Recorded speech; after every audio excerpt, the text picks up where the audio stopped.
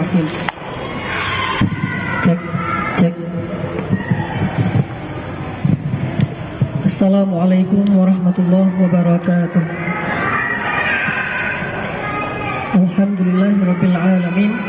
Alhamdulillahi wa kafa. Wassalatu wassalamu ala Rasulillahil Mustafa wa ala alihi wa sahbihi ahli sidqi wal wafa.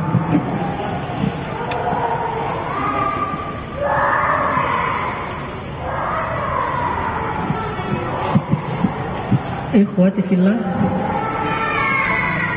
kita akan meneruskan tadi apa yang disampaikan oleh Akh Yasir, yang pada hari ini kita akan membedah satu ayat Al-Quran.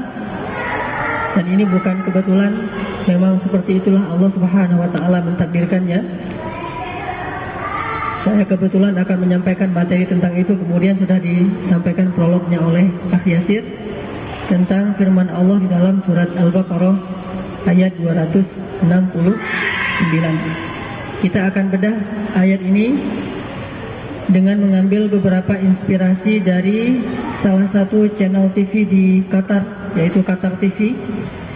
Di Qatar TV itu ada acara judulnya Musafir Ma'al Quran, jalan-jalan bersama Al-Quran. Acara ini diisi oleh Syekh Fahad Al-Kandari Al-Hafiz. Fahad Al-Kandari ini salah satu imam besar Kuwait selain Syekh Masyari Rashid Al-Afasi. Jadi di sana ada dua imam yang terkenal. Pertama Syekh Masyari Rashid Al-Afasi, dan kita tahu beliau. Yang kedua Syekh Fahad Al-Kandari, dan mungkin sebagian kita sudah pernah mendengar tilawah beliau yang luar biasa, juga sangat lembut iramanya dan sedih. Beliau mengisi acara di Qatar TV dengan judul Musafir Ma'al Quran, musafir bersama Al-Quran.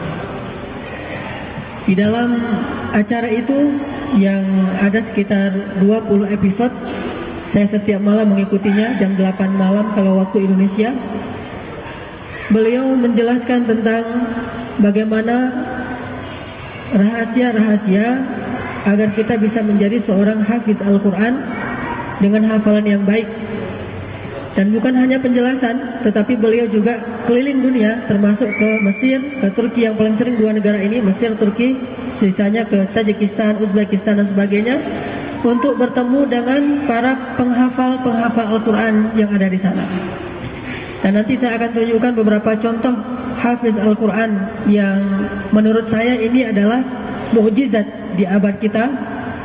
Orang yang masih sangat muda menghafal Al-Quran hanya dalam waktu yang sangat singkat, plus menghafal hadis 11.000 hadis dalam waktu hanya 20 hari. Dan inilah yang disebut dengan musafir ma'a ahli Al-Quran, berjalan atau tamasya bersama para ahli Al-Quran. Dan hari ini kita akan ambil 3 saja di antara nasihat-nasihat yang disampaikan di dalam acara tersebut. Tapi sebelumnya kita tilawah dulu Al-Quran yang ada di dalam surat Al-Baqarah ayat 269. Silakan dibuka mushaf atau bisa juga melihat ke layar firman Allah di dalam surat Al-Baqarah ayat 269. A'udzu billahi minasy syaithanir rajim. Silakan.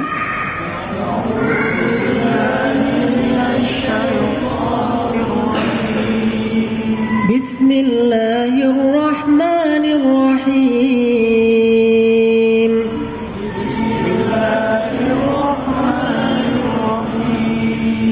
Yu'til hikmata man yasha'.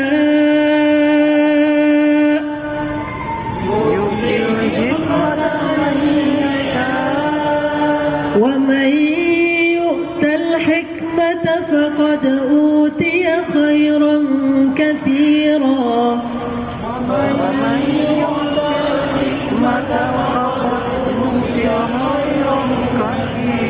وما يذكر إلا أولو الألباب.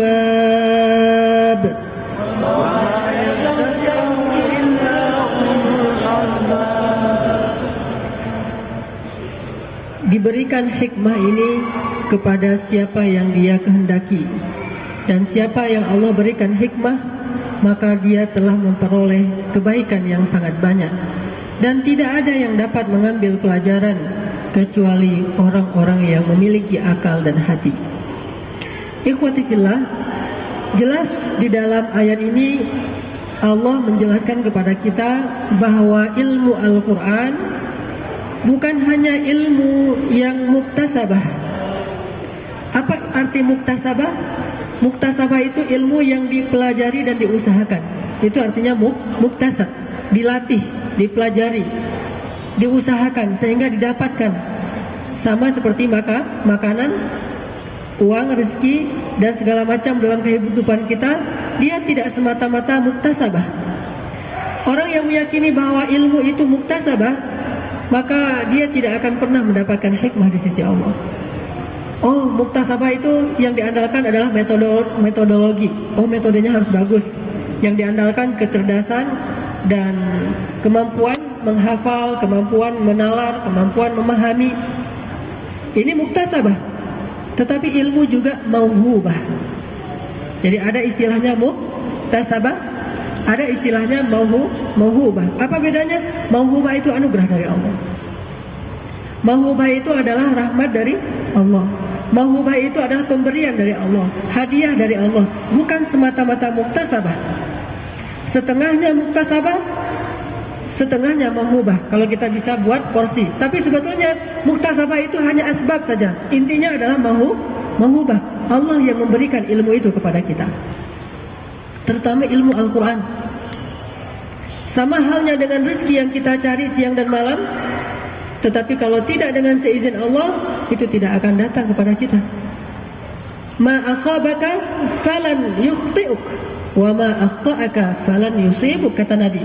Apa yang akan menimpamu tidak akan meleset darimu, dan apa yang ditetapkan meleset darimu tidak pernah akan bisa menimpamu. Jadi ilmu itu pertama muktasab, kita mencari dengan sungguh-sungguh. Kedua mauhub atau mauhubah, itu adalah anugerah dari Allah Subhanahu wa ta'ala. Dan siapa yang Allah anugerahkan ilmu, maka dia telah memperoleh khairan katsira, nikmat yang sangat banyak. Dan tidak ada yang mengerti betapa banyaknya nikmat itu kecuali ulul albab, orang yang berakal dan memiliki hati yang jernih. Tidak ada yang mengerti betapa pentingnya hikmah itu.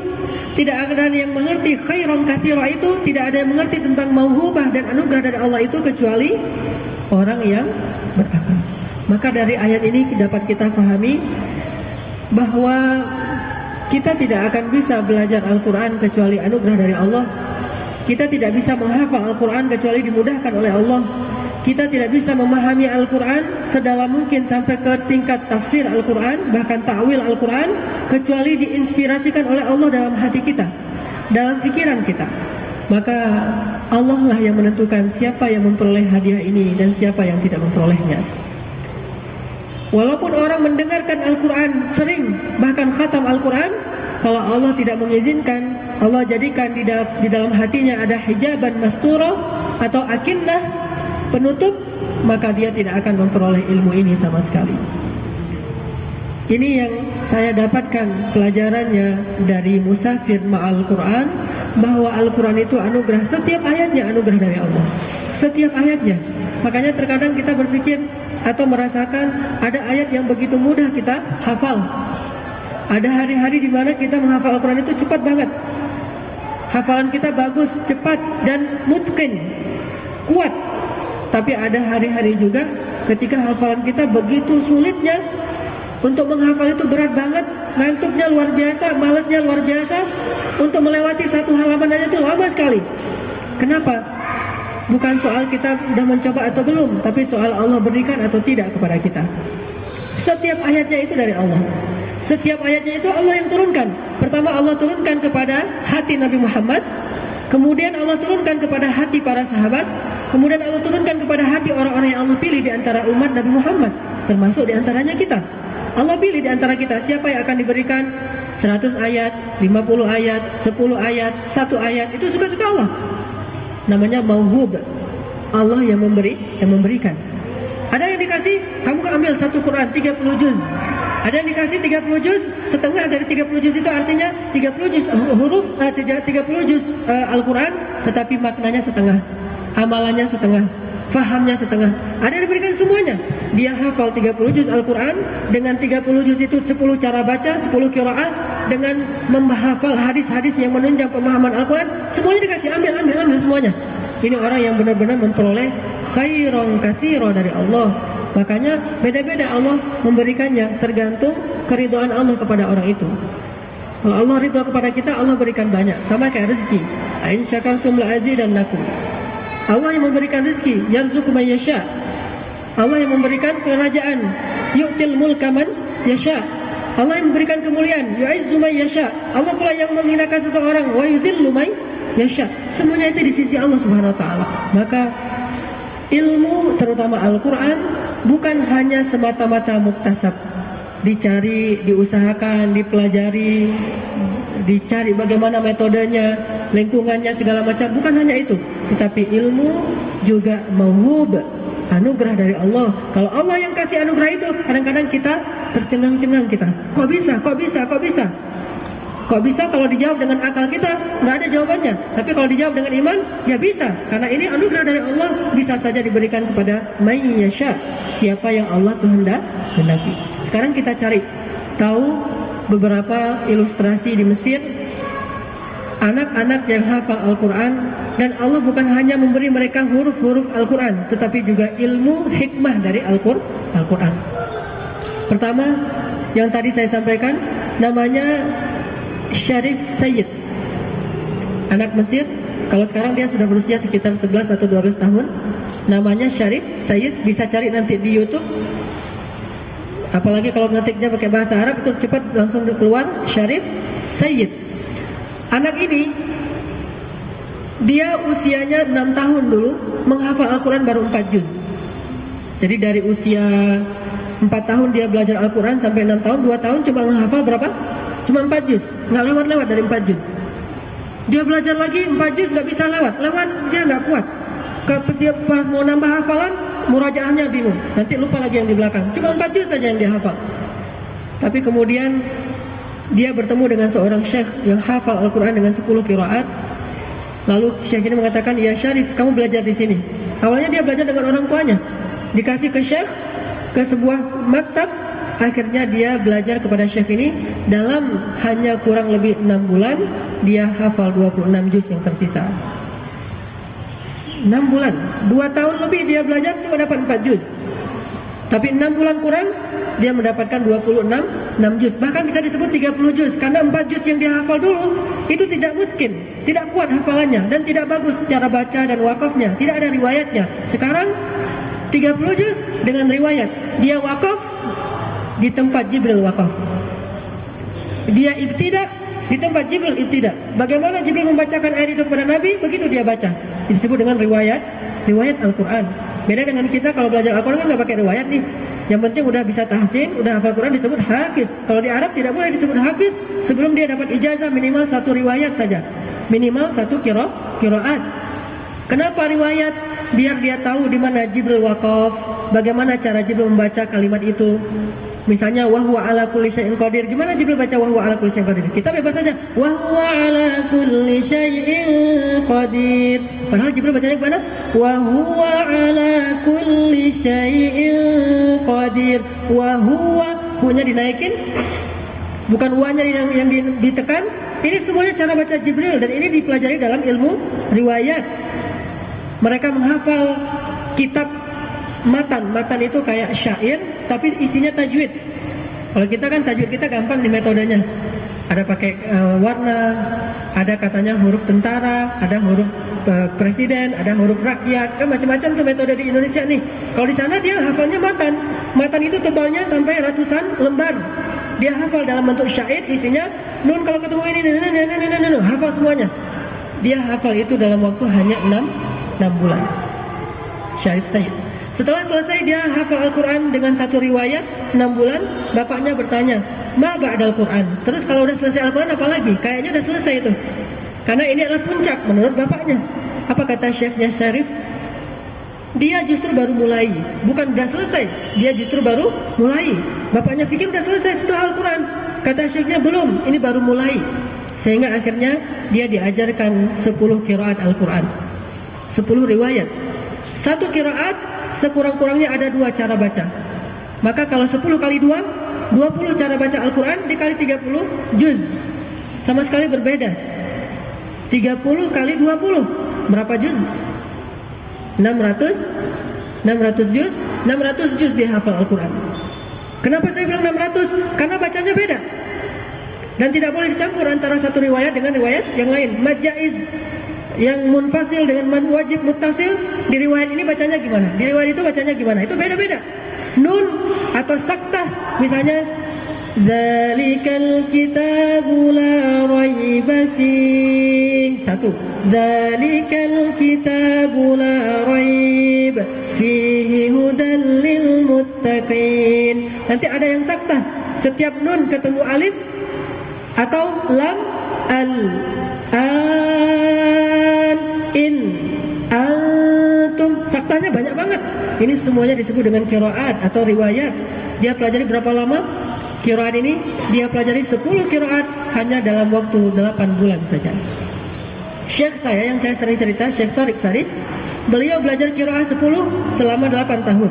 Syarif Sayyid belajarnya maksimal 8 bulan. 10 qiraat dipotong waktu sama dia. Bagaimana caranya? Muktasabahnya dia sehari tidur cuma setengah jam. Sehari tidurnya cuma setengah jam. Setengah jam lagi untuk makan, minum dan segala macam. 23 jam lagi hafal Al-Quran. 20 jam menghafal, 3 jam setoran hafalan. Sehari selama 8 bulan kurang lebih. Ditanya sama reporternya, Ustadz Syekh Fahad Al-Kandari, kamu kuat sehari tidur cuma setengah jam? Awalnya saya nangis-nangis. 2 minggu pertama nangis-nangis gak kuat. Gimana mau kuat 1 hari setengah jam terus menghafal Quran terus menerus dengan qiraat? Dia harus hafal buku yang tebal-tebal, referensi qiraat. Awalnya saya nangis. Lalu kata bapak saya, kalau gitu gak usah maksain diri, udah aja istirahat dulu, nanti kapan-kapan kita belajar lagi. Kata dia gak mau, walaupun dia nangis tapi dia mau belajar terus. Jadi dia belajar di situ bukan diperintah oleh bapaknya atau disuruh, enggak. Bukan dipaksa oleh gurunya, dia sendiri yang mau, walaupun tetap namanya juga berat. Awalnya saya nangis. Tapi setelah selesai 2 minggu, itu udah jadi kebiasaan. Sekarang saya udah biasa tidur 1 jam, paling banyak atau setengah jam rata-rata sehari. Setengah jam lagi makan. Makannya itu efektif banget, setengah jam. 3 kali makan, setengah jam. Kalau kita sekali makan, bisa sampai 1 jam. Ngobrol, nyoba dulu menu ini segala macam. Ini setengah jam 3 kali makan. Berarti 1 kali makan kurang lebih sekitar 10 menit. Sisanya untuk hajat-hajat yang lain, maka 23 jam itu belajar Al-Quran. 8 bulan selesai 10 qiraat. Selesai 10 qiraat, dia ikut daurah. Daurah itu kalau di kita kayak acara pelatihan. Daurah hadis di Mesir. Di Mesir mah ilmu luar biasa, ilmu agama. Daurah hadis ini proyeknya adalah menghafal hadis Bukhari Muslim 40 hari. Boleh 100 hadis, 200 hadis, 1000 hadis semampunya. Pokoknya 40 hari itu menghafal hadis Bukhari Muslim muttafaqun alaih. Syarif ikut di situ. Dia daftar ikut. Kata syekhnya, ya Syarif, kamu hafal di hadis Bukhari Muslim 40 hari. Jumlahnya berapa totalnya? 11.000 hadis.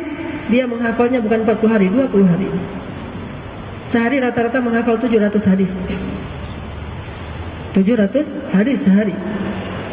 40 hari, 20 hari dia hafal Bukhari Muslim, 20 hari lagi dia hafal Bukhari saja dan Muslim saja. Yang berbeda antara Bukhari dan Muslim. Dan saya di rumah punya kitab Fathul Bari, yaitu kumpulan hadis Bukhari. Jilidnya, tebalnya, saya aja baca belum pernah khatam. Bacanya aja belum pernah khatam, apalagi ngafal. Dia hafal segini 10 hari. Nanti yang Muslim segini 10 hari. Maka total nggak bisa dibuat dengan tangan, saking banyaknya, itu 20 hari. Plus yang Bukhari dan Muslim muttafaqun alaih, lebih dari 11.000 hadis dia hafal dalam 40 hari saja. Selesai itu apa lagi? Dia sudah selesai menghafal Injil dengan semua versinya. Dia hafal Taurat dengan semua versinya. Dia hafal Zabur dengan semua versinya. Kemudian sekarang dia sedang mempelajari ilmu tafsir dengan semua tafsirnya. Bukan mempelajari baca, hafal. Karena sekali dia buka, dia hafal. Kalau saya pernah cerita Imam Syafi'i, kalau baca sekali langsung hafal. Ini Imam Syafi'i tahun 2013. baca langsung hafal, baca langsung hafal. Dan anaknya nggak tertekan dengan ilmu yang banyak gini. Masa kecilnya dihabiskan untuk belajar, enggak. Kemana-mana senyum, wajahnya enak dilihat, orangnya bijaksana, dewasa, namanya juga syekh. Dulu dia mencari guru untuk belajar Al-Quran. Sekarang dia tidak menemukan lagi guru untuk bisa belajar kepada seseorang. Kenapa? Nggak ada lagi guru yang bisa ngajarin dia ilmu. Yang hidup sudah ada, nggak ada lagi yang bisa mengajarkan dia. Maka dia sekarang mengisi acara-acara yang banyak di Arab, di channel Iqra, di channel Al Jazeera, di banyak channel dia isi acara halaqah Al-Quran.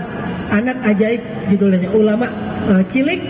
Bukan cuma bisa ngomong ceramah, bukan. Memang ulama cilik, banyak ilmunya. Sehingga tidak ada lagi orang yang bisa mengajarkan dia ilmu agama kecuali baca dari kitab-kitab klasik yang terdahulu. Kalau sekarang udah nggak ada, semuanya udah setaraf.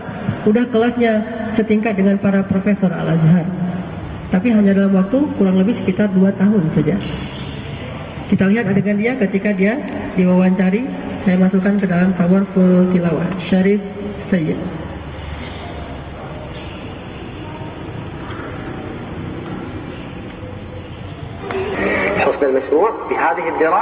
Ini adalah Syekh Fahad Al-Kandari dari Kuwait, imam besar Masjid Kuwait selain Ustaz Al-Afasi.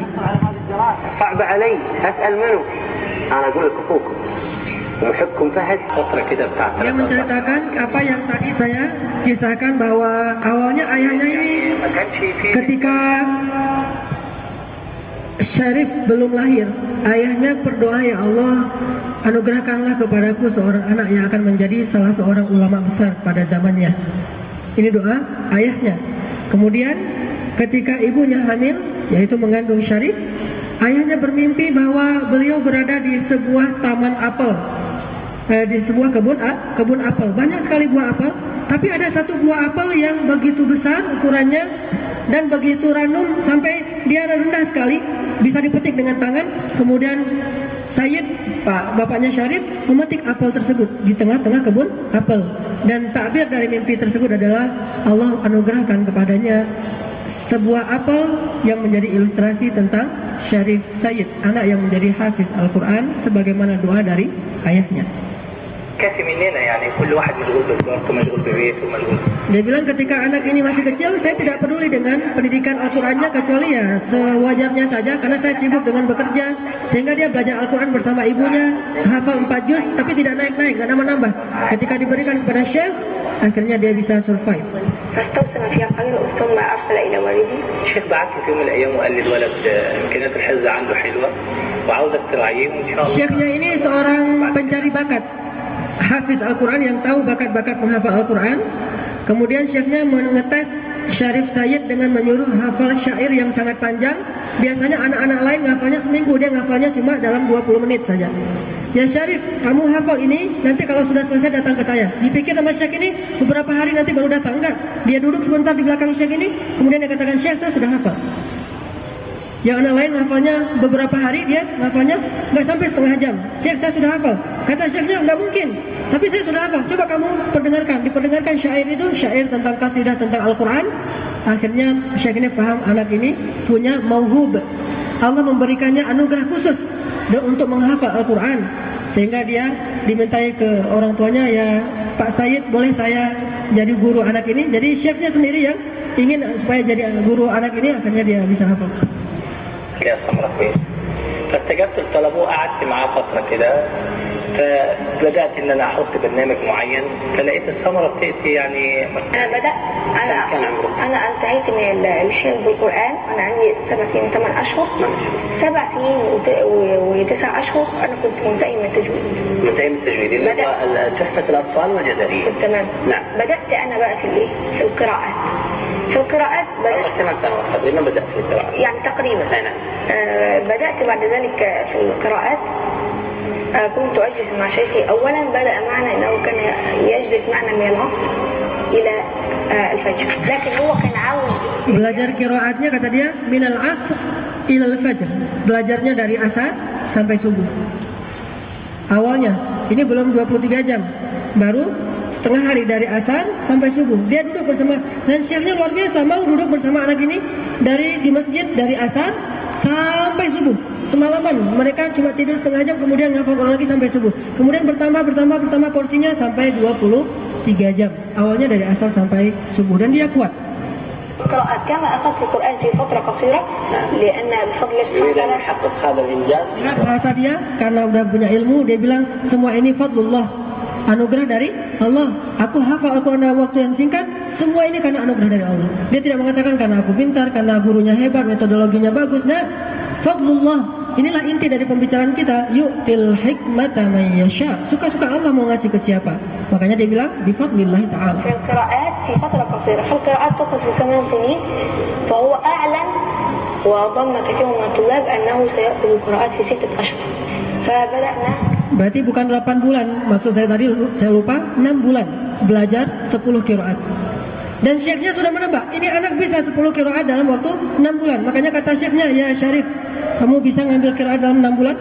Kata Syarif, insya Allah. Murid-murid syekhnya yang lain 8 tahun ngambil qiraat ini.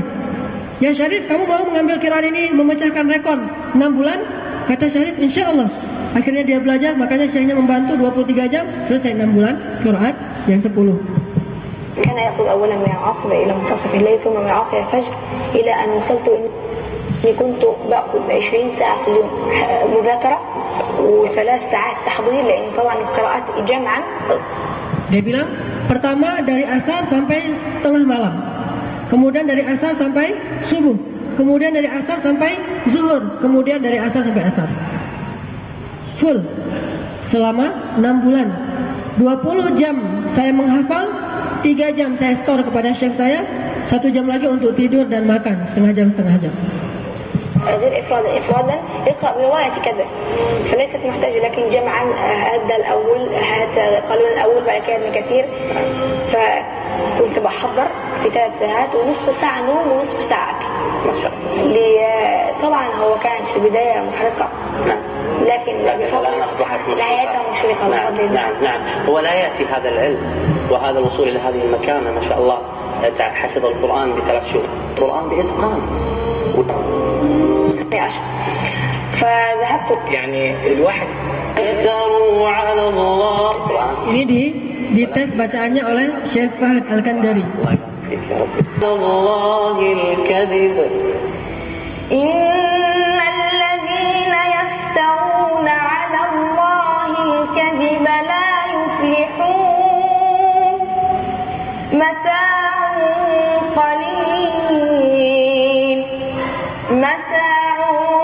قليل ولهم عذاب أليم. ما شاء الله. هذه في أي سورة؟ في سورة النحل في الصفحة الشمال، في نصف الصفحة الأخيرة، في الجزء 14. ما شاء الله تبارك الرحمن. الله يحفظك على قراءتك وعلى إتقانك وعلى مخارجك وعلى قراءتك الجميلة والرائعة. الله يبارك حفظك الله يا شيخ. Lihat, tidak ada kesan tertekan, kesan capek menghafal Al-Quran ketika masa kecil dihabiskan dengan belajar 23 jam. Ini tidak ada kesan apapun selain wajahnya berseri-seri dengan cahaya Al-Quran. Dia tersenyum, akhlaknya mulia. Bahkan nanti di adegan lain, saya kemarin pas nge-download nggak berhasil, nanti akan saya download lagi.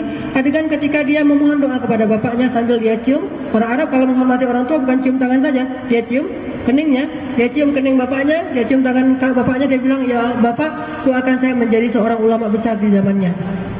Sebagaimana doa bapaknya dulu ketika dia belum lahir. Ternyata itu Allah tanamkan dalam hatinya. Kemudian dia katakan, ya Bapak, doakan supaya saya jadi salah satu ulama besar pada zaman ini. Sehingga kata bapaknya, ya Allah, jadikan anak ini ulama besar di zamannya. Dan dia punya saudara-saudaranya juga sudah hafal Al-Quran, cuma sedahsyat dia, memang mauhub. Allah berikan anugerah ini kepada siapa yang Allah kehendaki. Ini yang disebut dengan Al-Quran. Ilmu itu bukan sekedar muktasab, bukan cuma dicari, tetapi yang lebih dahsyat dari itu adalah mauhub, pemberian dari Allah SWT.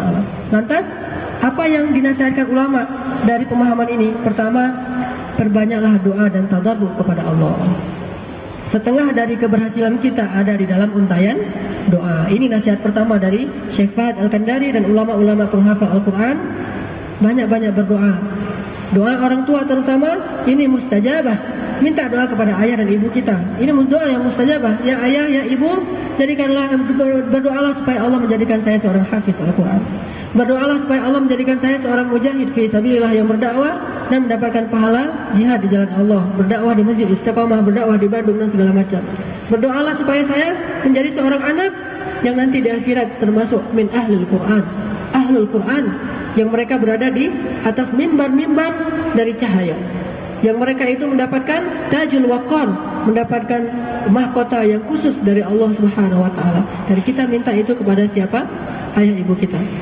Mustahil kita akan mendapatkan ilmu Al-Quran yang benar kalau kita durhaka kepada kedua orang tua. Bagaimana mungkin kita akan dapat doa yang baik kalau kita tidak baik kepada mereka? Dan banyak-banyak berdoa di waktu yang mustajabah. Salah satu waktu yang mustajabah ketika sujud dan sebelum salam. Ketika kita sholat, dalam sujud dan sebelum salam. Kalau yang sebelum salam ini riwayatnya dari Ibnu Abbas dikatakan bahwa kami di masa Rasul suka berdoa di waktu sujud. Dan kemudian juga berdoa sebelum kami salam dengan doa yang baik-baik apapun yang kami inginkan. Tidak dibatasi doa tertentu. Maka sebelum salam baca doa. Tapi harus berbahasa Arab. Allahumma ja'al Qur'ana hujjatan li la alayya. Ya Allah, jadikan Al-Quran sebagai syafaat bagi saya, bukan sebagai mudarat atas diri saya. Allahumma ja'al Qur'an hujjatan li la alayya.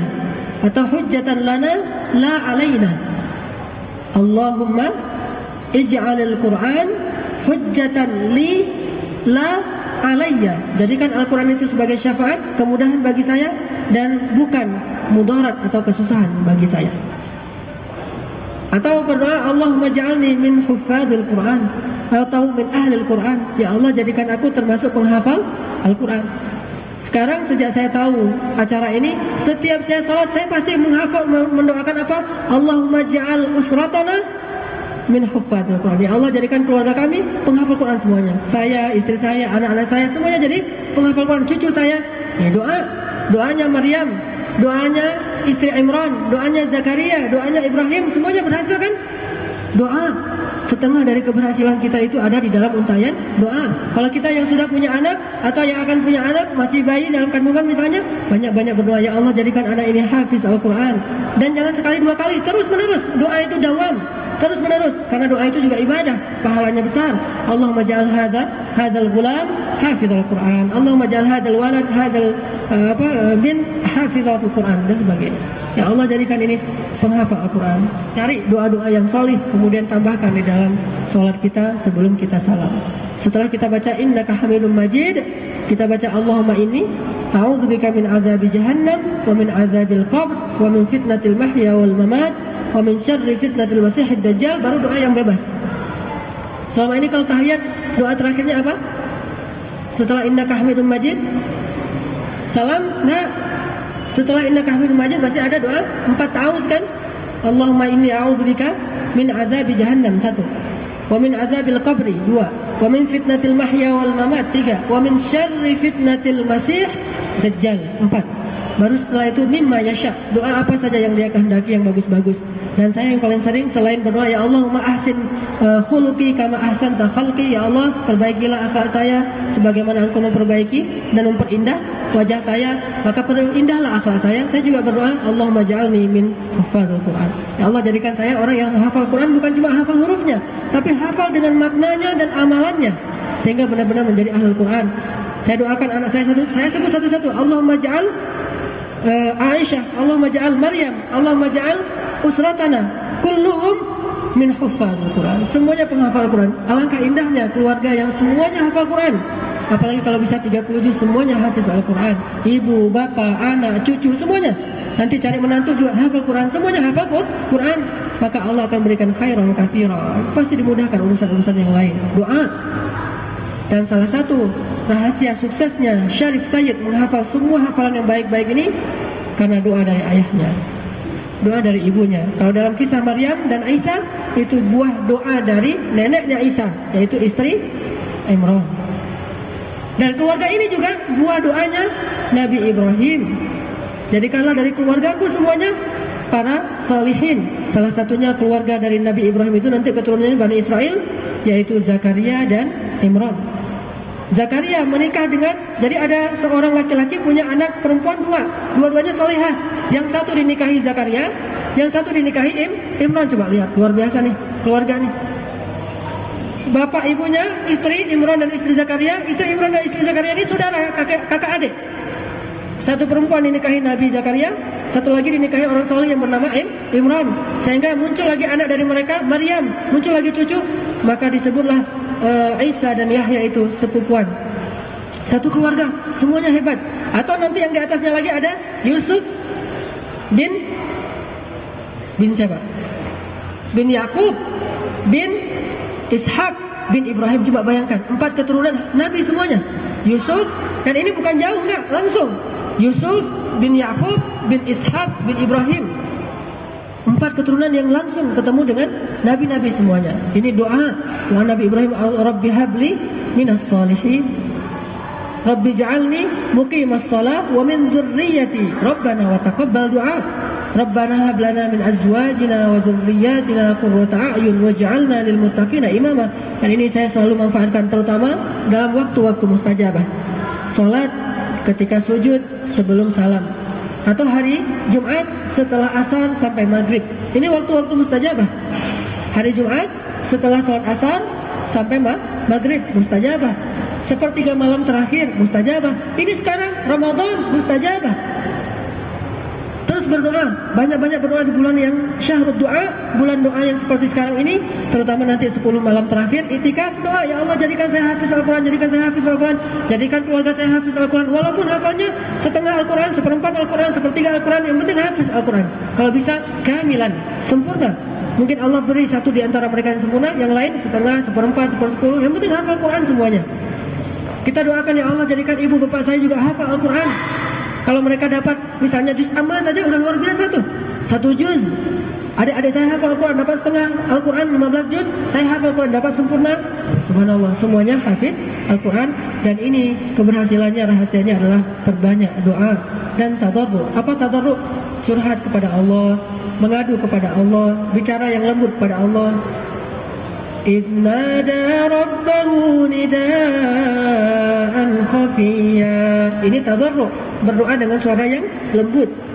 Qala rabbi inni wahana al-'azmu minni washta'ala ar-ra'su shayba wa lam akun bidu'aika rabbi syaqiyya.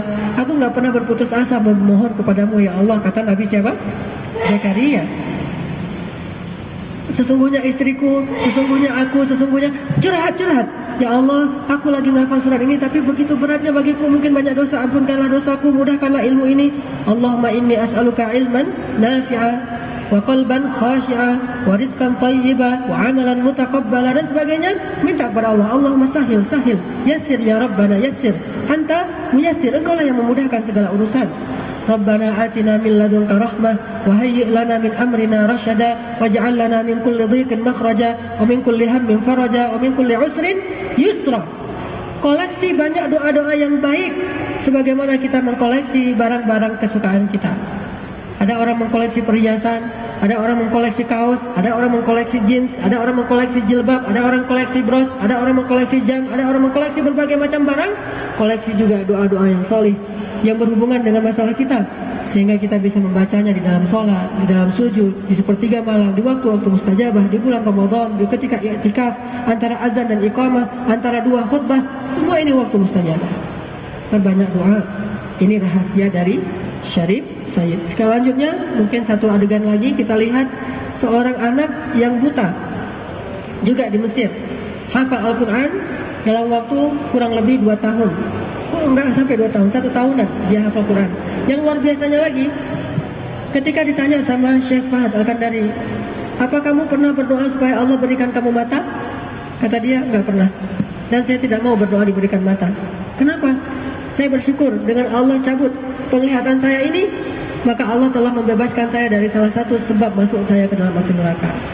Dengan Allah butakan mata saya, Allah hindarkan saya dari dosa-dosa mata. Maka saya bersyukur, nggak bisa ngelihat.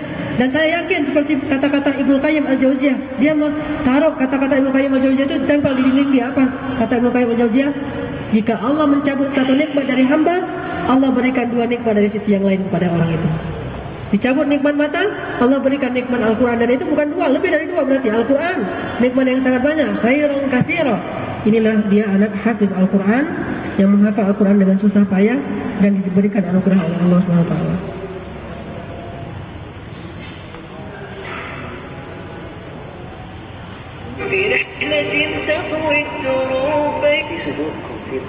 Asar, lagi-lagi sholat Jumat, hari Jumat setelah asar, doa mustajabah. Dia berdoa, ya Allah, saya sedang berada di jalanmu, menghafal Al-Quran, tetapi saya engkau uji dengan sakit batuk yang membuat saya tidak bisa lagi menghafal Al-Quran. Mudahkanlah saya, ya Allah. Akhirnya setelah dia berdoa, kurang lebih 1 bulan kemudian batuk itu sembuh total. Di Mesir banyak orang yang miskin, sehingga tidak bisa berobat jauh-jauh dengan perobatan yang bagus, sehingga dia hanya mengandalkan obat-obat biasa atau beberapa herbal. Ternyata nggak sembuh juga, tapi dengan doa kurang dari 1 bulan akhirnya Allah sembuhkan penyakitnya. Setelah dia sembuh, hafalan jauh lebih cepat daripada sebelumnya. Langsung dia hafal Al-Quran dalam waktu yang sangat singkat. Jadi 2 tahun itu gara-gara ditunda dengan sakit. Aslinya dia hafal Quran kurang dari 1 tahun. Hafiz Al-Quran. مشي على الأقدام علي أو على ولي والموت جاهز؟ Mau dites sama Syekh Fahad Al-Kandar. فقال لهم الله موتوا ثم أحياهم إن الله لذو فضل على الناس ولكن أكثر الناس لا يشكرون. ما شاء الله تبارك الرحمن. أنا أقرأ لك منه. أنا فتحت الآن. اقرأ تفضل. Dia setelah hafiz Al-Quran diberikan hadiah Quran Braille. Akhirnya sekarang dia bisa baca Al-Quran Braille. الثالث سورة البقرة. الذين يأكلون الربا لا يقومون إلا كما يقوم الذي يتخبطه الشيطان من المس.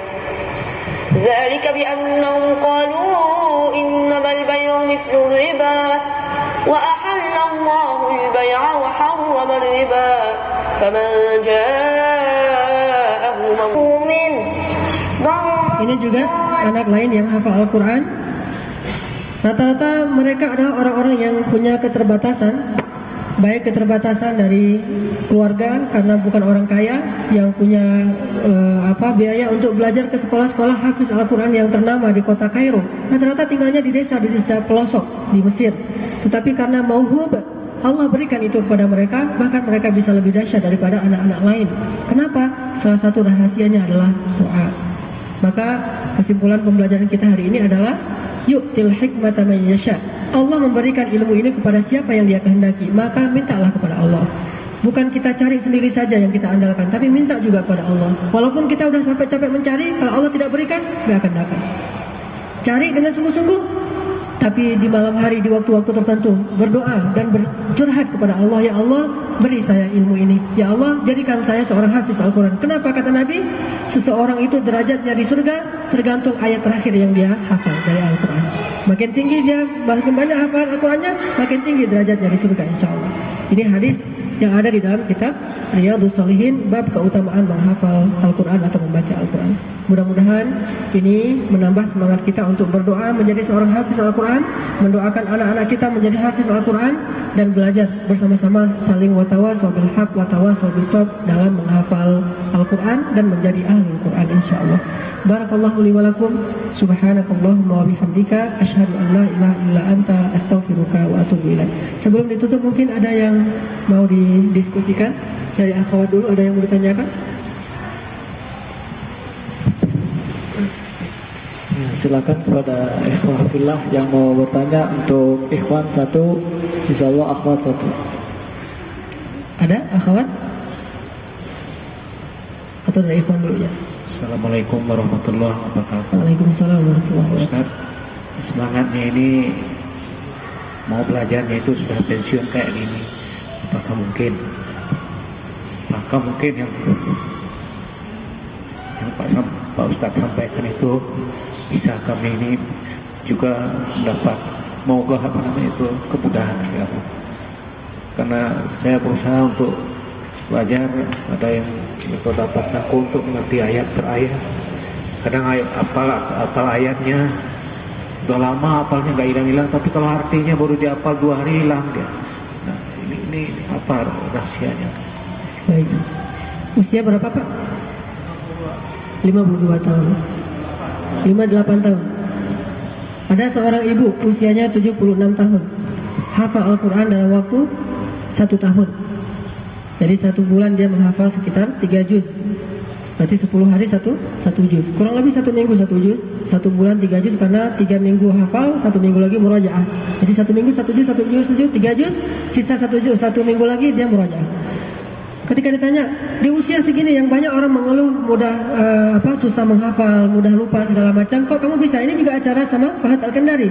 Bukan hanya dengan anak-anak, nanti juga ada halaqah yang khusus dengan orang-orang yang sudah lanjut usia di atas 60 tahun. Ternyata rahasianya apa? Saya tidak peduli apakah saya akan khatam atau tidak ketika saya nanti meninggal. Tapi yang saya peduli hari ini saya hafal berapa ayat. Terserah mau nanti meninggalnya setengah Al-Quran, seperempat Al-Quran, atau mungkin mudah-mudahan khatam, itu saya nggak peduli. Yang penting hari ini saya udah hafal berapa ayat Al-Quran. Itu yang dia fokus aja, 1 hari berapa. Awalnya sih 1 hari cuma setengah halaman atau seperempat halaman, tapi lama-lama karena udah terbiasa, udah mudah, akhirnya bisa 1 hari bisa beberapa halaman. Itu tergantung kebiasaan. Makanya tidak pasti harus 1 hari terus 1 halaman, nggak harus juga. Jadi awalnya 1 hari cuma 2 baris, naik lagi setelah beberapa lama jadi 3 baris, 4 baris, 5 baris sampai 1 halaman sehari. Itu tergantung kemampuan. Makanya dia bilang, saya hanya fokus sehari saya hafal berapa ayat, bukan saya harus khatam nanti dalam waktu berapa lama. Alhamdulillah saya bisa khatam 1 tahun. Itu juga nggak terduga, anugerah dari Allah. Lagi-lagi dia bilang anugerah dari Allah. Cuma target saya per hari, bukan per tahun nanti hafal, enggak, harian. Setiap hari saya hafal, dan saya pastikan nggak boleh tidur sebelum saya selesaikan target saya hari itu menghafal berapa ayat Al-Quran. Nggak boleh tidur, diwajibkan bagi dirinya sendiri. Adapun bagaimana cara untuk bisa memahami Al-Quran dengan menghafal terjemahan, memang yang paling efektif bukan menghafal terjemahan, belajar bahasa Arab. Belajar bahasa Arab dengan menghafal terjemahan sama capeknya, cuma efektivitasnya lebih efektif belajar bahasa Arab langsung, sehingga kita tidak perlu lagi menghafal terjemahan langsung. Apa yang kita baca kita hafal. Dan kalau nanti misalnya Bapak sambil belajar Al-Quran, sambil menghafal Al-Quran, belajar bahasa Arab, pas sudah dapat 5 juz, ternyata bahasa Arabnya udah bagus, maka sisa 25 juz itu mudah sekali, cepat sekali. Kenapa? Udah paham. Saya merasakan sendiri menghafal Al-Quran setelah paham bahasa Arab dengan sebelum paham bahasa Arab itu beda banget. Setelah paham bahasa Arab, sehari saya bisa menghafal dengan kesibukan 2 lembar. Sekali duduk, 1 jam 2 lembar bisa dapat. 1 jam baca, hafal udah langsung. Kenapa? Paham bahasa Arab, lebih cepat kan? Jadi kalau mereka bisa sehari sampai setengah juz hafal Al-Quran, memang ya paham sih. Sebetulnya salah satu aspek penunjangnya adalah paham. Di Palestina juga ada anak yang hafal Quran 40 hari 30 juz kan? 40 hari 30 juz, 1 hari 1 juz rata-rata. 40 hari khatam. Sehari dia hafal berapa kata dia? 1 juz. Awalnya 1 hari 1 lembar, 2 lembar, lama-lama 1 hari 1 juz setengah sampai 2 juz 1 hari. Daurah ketika musim panas kayak sekarang nih di Palestina ada pelatihan menghafal Quran untuk anak-anak di masjid atau untuk siapa aja yang mau di Gaza, terutama di musim panas mengisi liburan. Biasanya mereka hafal Quran, terutama bulan Ramadan. 40 hari khatam 30 juz. Caranya gimana? Ya memang hafal Quran dengan memahami itu lebih cepat daripada menghafal hurufnya tanpa paham. Memang agak lebih sulit. Jadi belajar bahasa Arab. Nanti juga bisa nonton banyak acara di channel-channel Arab yang bagus-bagus banget acaranya, dan betapa kasihannya kita kalau nggak bisa bahasa Arab, banyak yang terlewatkan oleh kita. Anak-anak nggak pernah nonton TV Indonesia. Saya sering cerita, selalu saya setel channel Arab. Daripada saya beli video game segala macam, mending saya beli parabola 1,5 juta, udah bisa channel Arab mana yang saya suka. Jam 8 itu acara halakoh yang kayak gini. Anak-anak senang, wah saya pengen jadi Syarif Said, kata anak saya. Saya pengen seperti yang tadi Muaz, sehingga dia hafal Quran senang, belajar bahasa Arab sedikit-sedikit. Kalau saya bicara rahasia dengan istri saya, dia udah ngerti. Kadang-kadang ngomong yang nggak boleh mereka dengar pakai bahasa Arab, mereka ngerti. Lagi ngomong ini ya, kata Aisyah, berarti udah sering dipakai di rumah. Dan trik tips belajar bahasa Arab, jangan belajar grammar dulu, pasti putus asa. Jangan belajar grammar dulu, pasti akan putus asa. Bukan ini apa, banyak yang kayak gitu. Tapi langsung belajar conversation, langsung belajar muhadatsah, langsung belajar ngomong. Terserah salah-salah nggak apa-apa. Misalnya ana yadhabu ilal madrasah, yang aslinya ana adhabu jadi yadhabu, nggak masalah, salah-salah gitu. Grammarnya ntar aja. Udah setahun belajar, dah lancar ngomong, belajar grammar. Sama kayak anak kecil, belajar ngomong dulu aja. Baru belajar tata bahasa Indonesia kelas 1 SD kan. Tapi 6 tahun pertama dia belajar ngomong aja. Salah-salah nggak masalah, malah kalau dia salah kita ketawa karena lucu, nggak masalah. Tapi nanti pas kelas 1 SD baru belajar dikir-dikir, ini namanya kata benda, ada kata kerja segala macam. Nanti kalau awal-awal udah langsung kata benda kata kerja, kita ngomong juga belum bisa, pasti bingung. Syarat belajar bahasa, terutama bahasa Arab yang begitu kompleks grammarnya, langsung ngomong aja. Belajar bicara, jangan belajar grammar dikit-dikit aja porsinya. makin ke sana makin menambah porsi grammar. Tapi di awal nggak usah belajar gitu. Itu dari akhwat. Mungkin dari akhwat ada? Tidak ada? Baik. Tidak ada, ya Pak.